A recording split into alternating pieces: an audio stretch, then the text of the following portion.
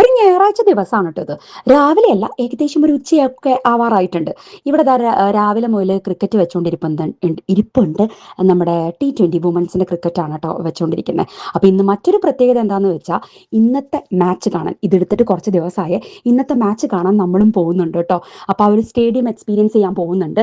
നമ്മൾ ticket book ചെയ്ത് അപ്പം തന്നെ നാട്ടിലേക്ക് വിളിച്ച് പറഞ്ഞിട്ട് എൻ്റെ അനിയത്തിയെ കൊണ്ട് ഞാൻ ജെർസിയൊക്കെ ഓർഡർ ചെയ്യിപ്പിച്ചിട്ടുണ്ട്. ഞാനല്ല, സനോയി. സനോയാണ് അതിനൊക്കെ മുൻകൈ എടുത്തിട്ട്. ഞാൻ ഇതിൻ്റെയൊക്കെ ആവശ്യമുണ്ടോ എന്നൊക്കെ ചോദിച്ചിട്ടുണ്ടായിരുന്നു. പക്ഷെ അല്ല, അതൊരു വേറെ ഫീലായിരിക്കും, നമ്മൾ അവിടെ പോയി എക്സ്പീരിയൻസ് ചെയ്യുന്നത് വേറെയല്ലേ, അപ്പോൾ നല്ല ഫീലായിരിക്കും എന്നൊക്കെ പറഞ്ഞ് സനോയി തന്നെ മുൻകൈ എടുത്ത് അവളുടെ അടുത്ത് പറഞ്ഞ് ജേഴ്സിയൊക്കെ ഓർഡർ ചെയ്യിപ്പിച്ച് നമ്മൾ നാട്ടിൽ നിന്ന് വരുത്തിയിട്ടുണ്ടായിരുന്നു. കാരണം ഈ ടിക്കറ്റ് നമ്മൾ കുറേ നാൾ മുന്നേ തന്നെ ബുക്ക് ചെയ്ത് വെച്ചിരുന്നതാണ് കേട്ടോ. അപ്പം അങ്ങനെ നമ്മൾ ഏകദേശം ഒരു 12:30 മണി, കാരണം നമുക്ക് ഈ ടിക്കറ്റ് എടുത്ത സമയത്ത് ടിക്കറ്റിന് നമുക്ക് ആ ഡേയിലെ ഫുൾ മാച്ച് കാണാൻ പറ്റുമായിരുന്നേ. അപ്പോൾ രാവിലെ 10 മണിക്ക് ഒരു മാച്ച് ഉണ്ടായിരുന്നു. അത് ആക്ച്വലി 10 മണിക്ക് ഉണ്ടായിരുന്നു. പിന്നെ ഇന്ത്യയുടെ മാച്ച് നമുക്ക് ഉച്ചയ്ക്കായിരുന്നു, 2:30 നേരത്തായിരുന്നു. അപ്പോൾ പിന്നെ അതുകൊണ്ട് നമ്മൾ ഉച്ചത്തെ മാച്ച് മാത്രം കാണാൻ പോകാം എന്നാണ് കേട്ടോ മനസ്സിൽ വിചാരിച്ചത്. അതുകൊണ്ടാണ് നമ്മൾ ഇത്തിരി ലേറ്റ് ആയിട്ട് ഇറങ്ങിയത്. ഏകദേശം 1 മണിക്കൂർ 10 മിനിറ്റോളം ഉണ്ട് നമുക്ക് പോകാനായിട്ട്. ബർമിംഗ്ഹാമിലായിരുന്നു കളി ഉണ്ടായിരുന്നു കേട്ടോ. അപ്പോൾ ഒരു പ്രശ്നം പറ്റിയത് എന്താണെന്ന് വെച്ചിട്ടുണ്ടെങ്കിൽ, ടിക്കറ്റ് ബുക്ക് ചെയ്യുന്ന സമയത്ത് നമ്മൾ അവിടുത്തെ കാർ പാർക്കിംഗ് കൂടി ബുക്ക് ചെയ്യണമായിരുന്നു, പേ ചെയ്യണമായിരുന്നു എന്ന് തോന്നുന്നു. അത് നമുക്കറിയില്ലായിരുന്നു. നമ്മൾ തലേ ദിവസമൊക്കെ തപ്പിയപ്പോഴാണ് മനസ്സിലാവണേ കാർ പാർക്കിംഗ് എടുക്കണമായിരുന്നു എന്ന്. അങ്ങനെ അതില്ലാത്തത് കൊണ്ട് നമുക്ക് എവിടെയെങ്കിലും കാറ് പാർക്ക് ചെയ്തിട്ടിട്ട് നമുക്ക് അടുത്ത ഒരു ടാക്സി പിടിച്ചിട്ടോ അല്ലെങ്കിൽ ബസ്സോ അങ്ങനെ എന്തെങ്കിലുമൊക്കെ നോക്കണം എന്ന് വിചാരിക്കുകയായിരുന്നു കേട്ടോ. അങ്ങനെ ഞങ്ങൾ അവിടെ അടുത്തുള്ള ഒരു കാർ പാർക്കായിട്ട് എഗ്ബാസ്റ്റൺ സ്ട്രീറ്റ് കാർ പാർക്ക് ഉണ്ടായിരുന്നു. അങ്ങോട്ടാണ് നമ്മൾ മാപ്പിട്ട് യാത്ര ചെയ്തിട്ടുണ്ടായിരുന്നു കേട്ടോ. അപ്പോൾ അവിടെ പോയി നമ്മൾ കാറൊക്കെ പാർക്ക് ചെയ്തു. നല്ല എന്താ പറയുക, നല്ല തിരക്കുണ്ടാവും എന്നൊക്കെ വിചാരിച്ചു. പക്ഷെ അവിടെ ചെന്നപ്പോൾ ഉണ്ടല്ലോ, അത് പറയണം, അവിടെ ചെന്നപ്പോൾ തന്നെ നമ്മൾ കുറേ ജേഴ്സി ഒക്കെ ഇട്ടിട്ട് ആൾക്കാരെ കണ്ടിട്ടുണ്ടായിരുന്നു കേട്ടോ. അത് കണ്ടപ്പോൾ തന്നെ നല്ല ഫീലായിരുന്നു. ചെറിയൊരു തണുപ്പുള്ളതുകൊണ്ട് കോട്ടും കാര്യങ്ങളെല്ലാം കയ്യിൽ വെച്ചിട്ടുണ്ടായിരുന്നു, സ്നാക്കും കാര്യങ്ങളെല്ലാം കയ്യിൽ വെച്ചിട്ടുണ്ടായിരുന്നു കേട്ടോ. നമ്മൾ പുറത്തോട്ട് ഇറങ്ങിയപ്പോൾ തന്നെ നമ്മൾ കണ്ടത് എന്താണെന്ന് വെച്ചിട്ടുണ്ടെങ്കിൽ, ഈ സ്റ്റേഡിയത്തിലേക്ക് ഷഫിൾ ട്രാൻസ്പോർട്ട് ഉണ്ടായിരുന്നു. ഈ ബസ് ഇങ്ങനെ സ്റ്റേഡിയത്തിലേക്ക് പോകും, അതായത് ഇവിടുന്ന് സ്റ്റേഡിയത്തിലോട്ട് പോകും, അതുപോലെ തന്നെ സ്റ്റേഡിയത്തിൽ നിന്ന് ഇങ്ങോട്ട് വരും. അങ്ങനത്തെ ഒരു ഷഫിൾ ഇതുണ്ടായിരുന്നേ, ട്രാൻസ്പോർട്ട് ഉണ്ടായിരുന്നു. അപ്പം അങ്ങനെ നമ്മൾ ആ ബസ് അവിടെ കണ്ടപ്പോൾ എന്നാൽ പിന്നെ ടാക്സിയും വേറെ ഒന്നും വിളിക്കേണ്ട ആവശ്യമില്ലല്ലോ, നമ്മൾ നേരെ ആ ബസ്സിൽ യാത്ര ചെയ്തിട്ട് നമുക്ക് നേരെ സ്റ്റേഡിയത്തിന് മുന്നിൽ തന്നെ അവർ കൊണ്ടുവന്നാക്കുന്നു. പക്ഷെ ഭയങ്കര തിരക്കായിരുന്നു കേട്ടോ. ഇതിനകത്ത് ഈ പറഞ്ഞ പോലെ സ്റ്റേഡിയത്തിലേക്കുള്ള ആൾക്കാരാണ് വന്നത്. അപ്പം തന്നെ നമുക്കറിയാം ഇന്ത്യയുടെ മാച്ച് ആയിരുന്നു. അപ്പം അതുകൊണ്ട് തന്നെ കൂടുതലും ഈ ജേഴ്സിയും എല്ലാം കാണാം. വഴി നീളയുണ്ടല്ലോ, നമുക്ക് ഫ്ലാഗ് വെക്കുന്ന ആൾക്കാരും ജേഴ്സി ഇട്ടിട്ടുള്ള ആൾക്കാരും അങ്ങനെയൊക്കെ ആയിരുന്നു.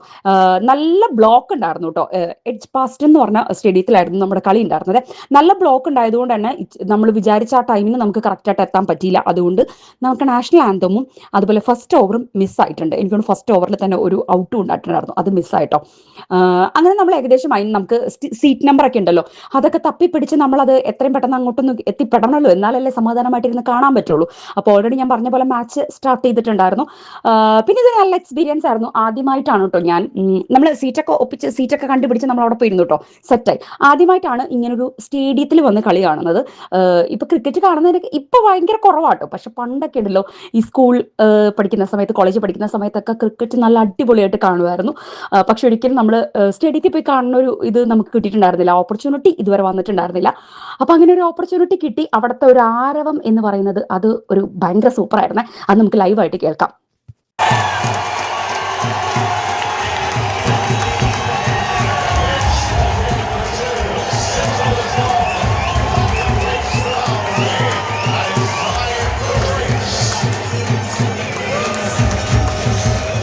ഫോറും സിക്സും ഒക്കെ അടിക്കുന്ന സമയത്തുള്ള ആവേശങ്ങളും തീകത്തിലൊക്കെ കാണാൻ നല്ല രസമുണ്ടായിരുന്നു കേട്ടോ. പിന്നെ ഞാൻ പറഞ്ഞല്ലോ, ഞാൻ വിചാരിച്ചത് ഒരിക്കലും നമ്മൾ ഇവിടെയല്ലേ, UK-ലായതുകൊണ്ടും ബർമിംഗ്ഹാമിലായതുകൊണ്ട് ഇത്രയും തിരക്കുണ്ടാവുമെന്ന് വിചാരിച്ചിട്ടില്ല.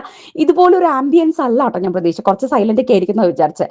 അല്ല, ആദ്യത്തെ എക്സ്പീരിയൻസ് ഇല്ലാത്തതിൻ്റെ ഒരു ഇതുമായിരിക്കാം, പൊട്ടത്തരമായിരിക്കാം. പക്ഷെ അവിടെ ചെന്നപ്പോൾ ഭയങ്കര വേറൊരു എക്സ്പീരിയൻസ് തന്നെയായിരുന്നു. പിന്നെ കൂടുതലും ഇന്ത്യൻസ് തന്നെ ആയതുകൊണ്ടും അതിൻ്റെ ഒരു വേറെ ഫീല് വേറെയായിരുന്നു. അല്ല, നമ്മൾ മാച്ച് ആരുടെയാണെന്ന് പറഞ്ഞില്ലല്ലോ അല്ലേ, ഇന്ത്യ വേഴ്സസ് പാകിസ്ഥാൻ മാച്ചാണ് കേട്ടോ നമ്മൾ കാണാൻ പോയത്. അപ്പം നല്ലൊരു ഫീലായിരുന്നു. ഞാൻ ഇതിനകത്ത് കുറെ ലൈവായിട്ടുള്ള ഒരു വോയിസും കൊടുക്കുന്നുണ്ട് കേട്ടോ.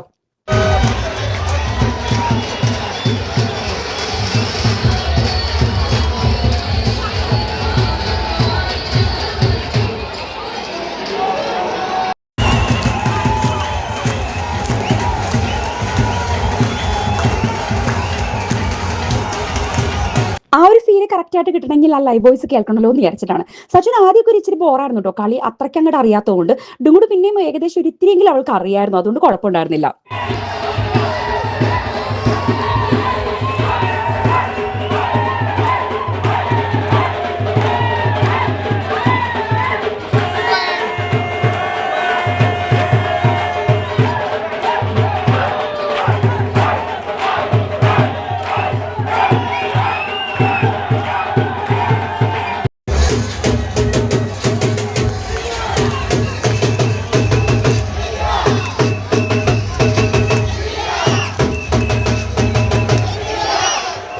ഒച്ച കേൾക്കുമ്പോൾ അറിയാലോ ഡ്രംസ് ഒക്കെ കൊണ്ടുവന്നിട്ടാണ് കേട്ടോ ആൾക്കാർ വന്നിട്ടുണ്ടായിരുന്നത്. പിന്നെ ആ ഒരു ഇന്ത്യ എന്നുള്ള വിളിയൊക്കെ വിളിക്കുന്ന സമയത്ത് ഒരാൾ തുടങ്ങിയാലും അതെല്ലാ ഇന്ത്യൻസും ഏറ്റെടുക്കും എന്നുള്ളത് വേറെ രസം.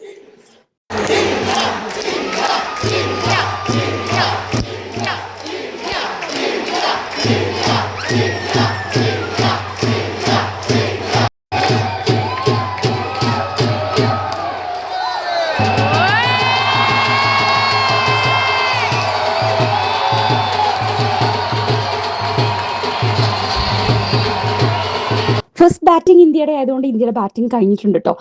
ഞാൻ പറഞ്ഞല്ലോ അതൊരു വേറെ എക്സ്പീരിയൻസ് ആണ്. എപ്പോഴെങ്കിലും നമുക്കൊരു ചാൻസ് കിട്ടുകയാണെങ്കിൽ ഒരു വൺ ടൈം ആണെങ്കിലും ഈ ഒരു എക്സ്പീരിയൻസ് നമുക്ക് ചെയ്ത് നോക്കണം എന്നാണ് കേട്ടോ എനിക്ക് തോന്നുന്നത്. കാരണം നമ്മൾ ടി വിയിൽ കാണുമ്പോൾ ഒരു കാര്യം എനിക്ക് എടുത്ത് പറയണം, നമുക്ക് ടി വിയിൽ കാണുന്ന അത്രയും എന്താ പറയുക അത്രയും മൈന്യൂട്ടായിട്ടുള്ള കാര്യങ്ങളൊന്നും നമുക്ക് ഇതിനകത്ത് കാണാൻ പറ്റില്ല. നമ്മൾ ഇത്രയും അകലയിൽ നിന്ന് കാണുന്നതുകൊണ്ട് തന്നെ ആൾക്കാരുടെ മുഖം നമുക്ക് അത്ര ക്ലിയർ അല്ല ആരാണെന്നുള്ളത്. പിന്നെ അവിടെ അപ്പുറത്തെ സ്ക്രീൻ ഉള്ളതുകൊണ്ട് കുഴപ്പമില്ല. ഇതിനിടയിൽ പിള്ളേർക്ക് സ്നാക്ക് വിശപ്പൊക്കെ തുടങ്ങിയോണ്ട് ഞാൻ സ്നാക്കൊക്കെ എടുത്ത് കൊടുത്തിട്ടുണ്ടായിരുന്നു കേട്ടോ.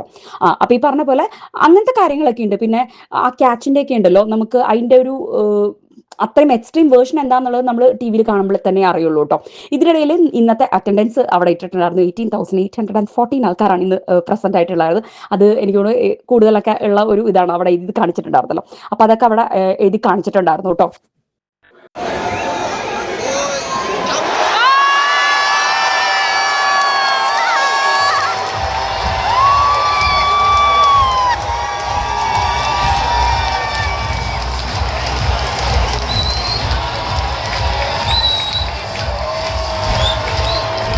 ഇന്ത്യ ജയിക്കുമെന്ന് തോന്നിയത് കൊണ്ട് തന്നെ ലാസ്റ്റ് ബോൾ ഞാൻ പ്രത്യേകമായിട്ട് എടുക്കാൻ നോക്കിയിട്ടുണ്ടായിരുന്നു. ലാസ്റ്റ് ബോൾ കിട്ടാൻ വേണ്ടി കറക്റ്റായിട്ട് എനിക്ക് കിട്ടുകയും ചെയ്തു.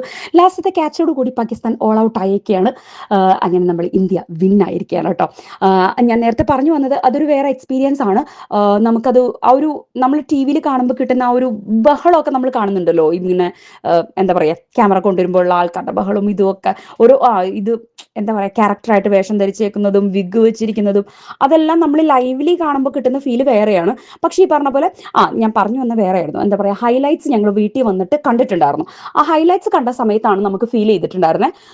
എന്താ പറയുക ഓരോ ക്യാച്ച് ഉണ്ടല്ലോ, ആ ക്യാച്ചിൽ അവർ ചാടി ക്യാച്ച് പിടിക്കുന്നതും എല്ലാം അതിന്റെ ഒരു വേർഷൻ നമ്മൾ അപ്പളാ കാണുന്നത്. പക്ഷെ അത്രയും നമുക്ക് എവിഡന്റ് അല്ലായിരുന്നു കേട്ടോ. നമ്മൾ അവിടെ ഇരുന്ന് കാണുമ്പോൾ എത്രത്തോളം ഉണ്ടെന്ന് നമുക്ക് കളി കാണാം, നമുക്ക് ലൈവായിട്ട് അറിയാം എന്നുള്ളതാണ്. പക്ഷെ എന്നാലും ഒരു വേറെ എക്സ്പീരിയൻസ് ആണ്. നമുക്ക് ആ ഒരു ഫീല് എല്ലാവരും കൂടി ഒരുമിച്ചിരുന്ന് കാണുന്നത് അതൊരു വേറെ എക്സ്പീരിയൻസ് തന്നെയാണ്.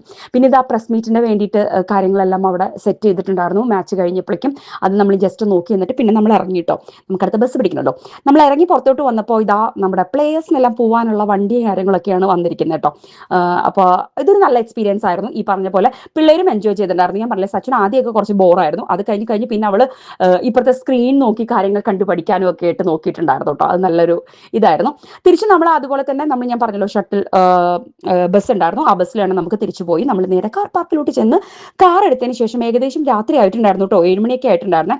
അപ്പൊ നമുക്ക് ഫുഡ് കഴിക്കാം എന്ന് വിചാരിച്ചിട്ട്, കാരണം ഉച്ചത്തെ ഫുഡ് നമ്മൾ സ്കിപ്പായൊക്കെയായിരുന്നു, സ്നാക്കൊക്കെ കഴിച്ചല്ലേ സെറ്റ് ചെയ്ത്. ചായപ്പീടിക എന്ന് പറഞ്ഞൊരു റെസ്റ്റോറൻറ്റിലേക്കാണ് നമ്മൾ വന്നിട്ടുണ്ടായിരുന്നത്. ഫുഡ് കുഴപ്പമൊന്നും ഉണ്ടായിരുന്നില്ല. പിള്ളേർക്കും നല്ല ദാഹമൊക്കെ ഉണ്ടായിരുന്നു. അങ്ങനെ നമ്മൾ ചെറുതായിട്ട് ഫുഡൊക്കെ മേടിച്ചു. പൊറോട്ടയും ചിക്കൻ കറിയാണ് സാധാരണ പതിവ്. ഇത്തവണ ഇതും കൂടി കൺവിൻസ് ചെയ്ത് സച്ചിനെ കൊണ്ട് ബീഫ് കറി മേടിപ്പിച്ചിട്ടുണ്ട്. കാരണം സച്ചിൻ്റെ ഫേവറേറ്റ് ചിക്കനും പൊറോട്ടയാണെങ്കിൽ ഡുങ്കുടുവിൻ്റെ ചിക്കനും പൊറോട്ടയും ബീഫുമാണ്. ഞങ്ങൾ മേടിച്ചത് ചില്ലി ചിക്കൻ ബിരിയാണി എന്ന് പറഞ്ഞിട്ടൊരു വെറൈറ്റി സംഭവം കണ്ടപ്പോൾ അതാണ് ഞങ്ങൾ ഓർഡർ ചെയ്തത്. ഒറ്റ ഓർഡർ ചെയ്ത് ഞങ്ങൾ ബൈറ്റ് അടിക്കുകയാണ് ചെയ്തത്. അത്രയൊക്കെ മതിയല്ലോ എന്ന് വിചാരിച്ചു. ഓവറായിട്ട് നമ്മൾ കഴിക്കാനും പറ്റുന്നില്ല. അത് സ്നാക്കൊക്കെ കഴിച്ചുകൊണ്ടും അങ്ങനെ കേട്ട് പിന്നെ ഡ്രിങ്ക്സ് ഒക്കെ കുടിച്ചുകൊണ്ട്. അപ്പോൾ അത് ഏകദേശം നമ്മൾ അവിടുന്ന് പുറപ്പെട്ടത് 9:15 കേട്ടോ. 9:15 വെളിച്ചം കണ്ടോ, നല്ല അടിപൊളിയായിട്ട് സൺസെറ്റ് ആവുന്നേ ഉണ്ടായിരുന്നുള്ളൂ. നല്ല അടിപൊളിയായിട്ട് ക്ഷീണം വന്നിട്ടുണ്ട്. ഇനിയിപ്പോൾ വീട്ടിൽ പോയി കയറി കിടന്ന് ഉറങ്ങാന്നുള്ളതേ ഉള്ളൂ. നാളെ മുതൽ വീണ്ടും ഈ പറഞ്ഞ പോലെ സ്കൂളും കാര്യങ്ങളുണ്ട്, സനോന് ജോലിയുണ്ട്, അങ്ങനത്തെ കാര്യങ്ങളൊക്കെ ഉണ്ട്. അങ്ങനെ നമുക്ക് ഏകദേശം ഒരു 1 hour 10 minutes ഒക്കെ ഉണ്ടായിരുന്നുള്ളൂ വീട്ടിലോട്ട് തിരിച്ചു പോകാനും. അതുകൊണ്ട് സൺസെറ്റ് എല്ലാം നമുക്ക് കാണാൻ പറ്റി. 9:30 നേരത്തൊക്കെ ആയിരുന്നു സൺസെറ്റ്.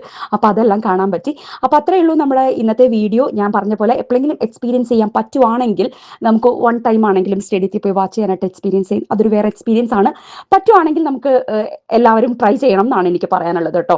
അപ്പോൾ വീഡിയോ ഇത്രയേ ഉള്ളൂ. ഇഷ്ടമായിരുന്നെങ്കിൽ ലൈക്ക് ചെയ്യാൻ മറക്കരുത്, കമന്റ് ചെയ്യാൻ മറക്കരുത്, സബ്സ്ക്രൈബ് ചെയ്യാതെ കാണുന്ന ആരെങ്കിലും സബ്സ്ക്രൈബ് ചെയ്യാൻ മറക്കരുത്. അതൊരു വലിയ സപ്പോർട്ടായിരിക്കും.